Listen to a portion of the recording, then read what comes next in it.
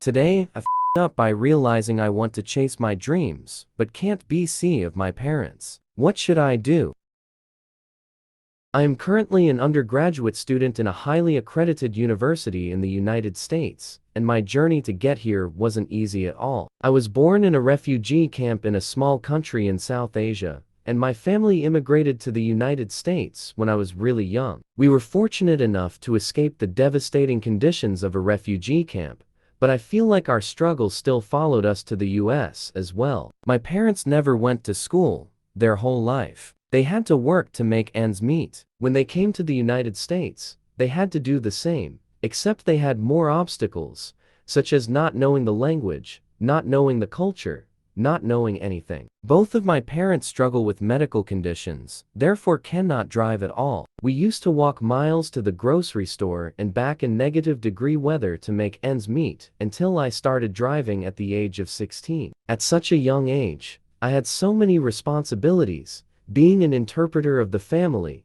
being the head of the household, taking my parents to doctor's appointments, taking them places they wanted to go. They would make the money, but I would take care of all of the banking and financials, all on top of being a little kid chasing his American dream in the US. I was fortunate enough to be here in the US, where there were more opportunities, so I chased them. On top of doing everything on my plate, I studied hard, got good grades, got involved in the community and extracurricular activities, and became a well-rounded person. Given my involvement and networking, it led me to more opportunities and more people, from which I was able to attend such a great university and keep chasing the limitless possibilities that I see at the end of the tunnel. However, getting to this point wasn't easy. Senior year of high school, I had to make a hard decision. I was either going to go to the college which was my dream school, or stay local, take care of my family, and study on the side. Thankfully, I am surrounded by supportive parents and relatives that all pushed me to go to my dream school as it would help me in the long run. My family told me that we've struggled for decades and decades, and that 4 more years would feel like a second to them. That 4 more years of struggle would mean the rest are going to be successful. I agreed and went. As I mentioned earlier, it is a great university,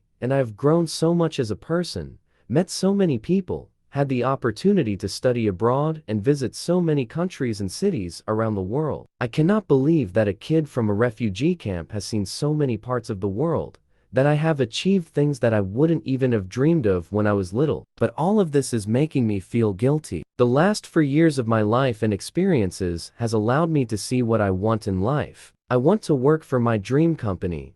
I want to live in a big city, preferably in Europe, and live the glamorous 20s that only few people get to live. Ever since I was young in the US, I always manifested myself living a busy 20 seconds life, maybe with a partner and a dog in the city, and moving to the suburbs later on and living the typical American lifestyle. And still to this day, that is what I want, except I can't have it. My parents are at home in a div state.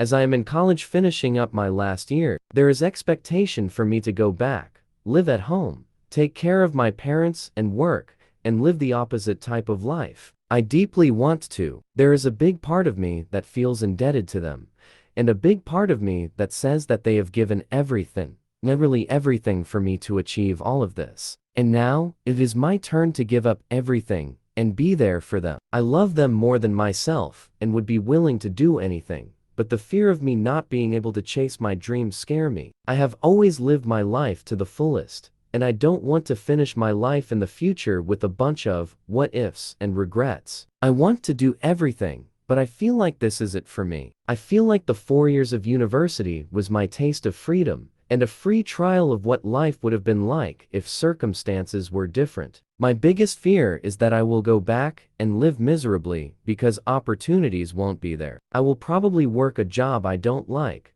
not make enough money, not live in the type of place my heart desires to, etc. But my heart tells me that those are the exact things that my parents did for me, and now it is my turn to return the favor and let my kids live the life that I once wanted to and live through them. I don't know. I feel very stuck and have no idea what to do. I've realized what my dreams are in life and what I want to do, but I feel like I am not able to do these things because I feel indebted to my parents for all of their sacrifices. I kicked my soon-to-be ex-friend out of my house.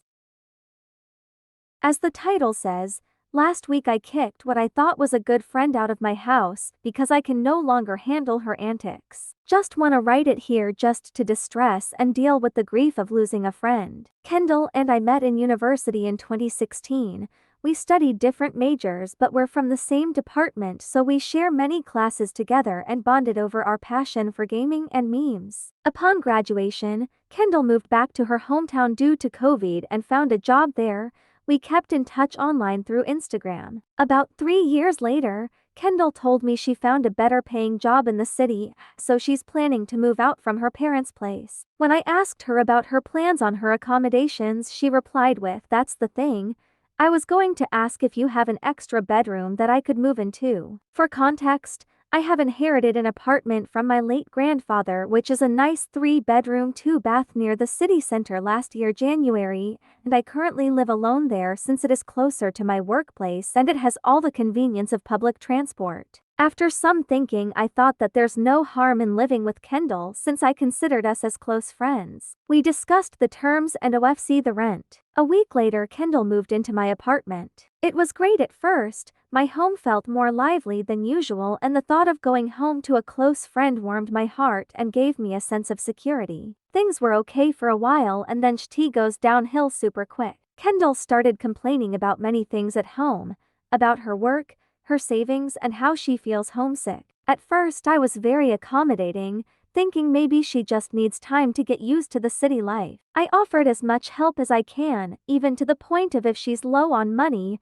don't mind voiding a month's rent, if it meant I could help her to achieve financial stability. I taught her how I save money, how I live off with my then low salary with several commitments like my car, my dog, and a student loan. I grew up where my parents expect me to be independent, so I told her things I'd do when I'm low on cash, how to get freelance jobs, etc., but she always seemed to have excuses for every suggestion I have. Finding a freelance job is too hard, or how she couldn't let go of her premium junk food, that she isn't willing to cook or meal prep, and I eventually decided to leave it as it is. And after 2 months of living together, I realized Kendall started treating me as some kind of competition. She would constantly ask me things like how much money I make a month, how many job hoppings did that take. Anything that she thinks she's better than me, she'll definitely pop that question. She boasts about how she is loyal to her high-paying company and how I would never be able to move up the corporate ladder, as she called me an industry frog. She once snooped my savings balance and asked how TF did I have so much saved up with commitments, etc. Mind you, she didn't have a lot of commitments since her parents paid off her student loans and fully paid off a brand new car for her, and maybe I should stop collecting rent from her. I got mad and told her if she isn't happy living with me, maybe she should move out. Cue crocodile tears as she said it was a joke. I didn't have to take her seriously. She begged for forgiveness and promised to never snoop my personal items and details again. I let it go once, but she kept bringing things up like,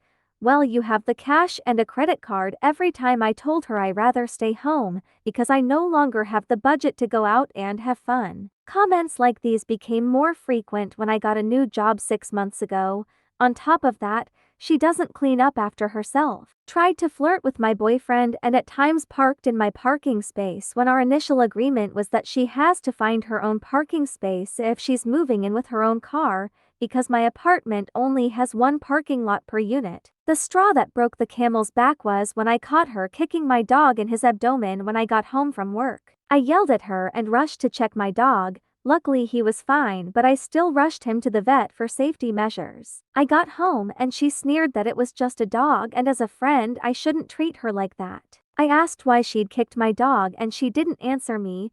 She shrugged and tried to escape into her room. At this point it was already about a year since Kendall moved in with me. I lost my cool and told her off, bringing up her problems and how I tried to be nice and accommodating. Then I told her I'm giving her a week to move out and that from then on I rather we keep our relationship casual or we don't ever talk at all. Kendall cried and begged me to not kick her out, but soon it turned into her screaming back at me, calling me a bad friend because apparently in her words, I didn't tell her off on how badly she was behaving, like WF.